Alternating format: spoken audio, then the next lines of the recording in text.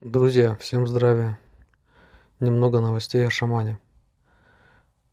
На прошлой неделе Виктору Егорову, Дед Морозу, пришло письмо от шамана. Чуть позже я покажу и зачту его содержимое. А вы уже сами решите и подумаете, что это все может значить. Также сегодня шаман созванивался с Кайланой, и он сказал, что он начинает поститься. Он отказывается от рыбы и от мяса. На какой период нам неизвестно. И для чего все это делается, нам тоже пока непонятно. Итак, друзья, вот само письмо, и сейчас я зачту содержимое, так как для кого-то может почерк быть неразборчив. Заповеди Божьи. Заповеди Божьи – это дар Божий. Бог даровал их всем людям земли. Люди должны жить по законам Божьим, будь они и христианами, и мусульманами, и буддистами, и индуистами, и иудеями, и язычниками, и атеистами, неверующими людьми. Всем людям нужны заповеди Божьи. Бог их дал Моисею, Моисей дал всем своим людям. Иисус Христос даровал их всем людям земли. 10 заповедей Божьих. Первое. Бог один. Второе. Не поклоняйся никому, кроме Бога. Третье. Не говори имени Господа вслух. Это значит, не говори худо на Бога. Четвертое. Почитай день субботний. Это значит, 6 дней работай, 7-й день посвящай Господу Богу, то есть надо молиться и отдыхать. Пятое. Почитай отца и мать. Шестое. Не убий. Это значит, что не надо убивать ни при каких обстоятельствах, ни ради справедливости, ни ради защиты.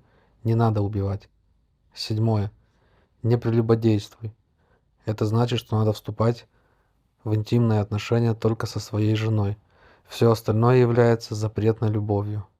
Восьмое. Не кради. Девятое. Не обманывай.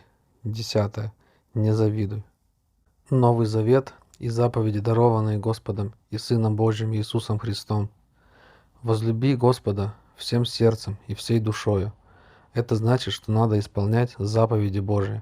Надо молиться перед иконой со всей добротой и любовью и чувствовать исходящее от молитвы и от иконы успокоение, радость и благодать.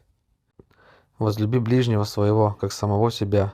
Это значит, что надо жить по заповедям Божьим и любить всех людей, и друзей, и врагов, с всей добротой. Прощать и помогать всем людям.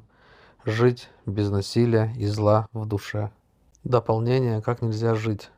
Алкоголь и наркотики и курение табака являются грехом. Они способствуют нарушению заповедей Божьих, препятствуют молитве и губят здоровье. Их нельзя употреблять и распространять. Господия молитва. Отче наш, сущий на небесах, да светится имя Твое, да придет царствие Твое, да будет воля Твоя, и на земле, как на небе. Хлеб наш насущный дай нам на сей день, и прости нам долги наши, как мы прощаем должникам нашим. И не введи нас в искушение, а избави нас от лукавого, ибо имя Твое есть царство, и сила, и слава, Отца, Сына и Святого Духа, ныне и приисно, и во веки веков. Аминь. Эту главную молитву молимся 3 раза в день, утром, днем и вечером. Да хранит вас Бог. Аминь. Репост. Александр написал внизу слово «репост». Он хотел тем самым попросить распространить максимально это письмо и эти слова. Ну а вам, друзья, напомню, что канал существует лишь благодаря вашей поддержке. Вся монетизация на канале отключена. Всех благодарю, кто помогает каналу. До новых встреч!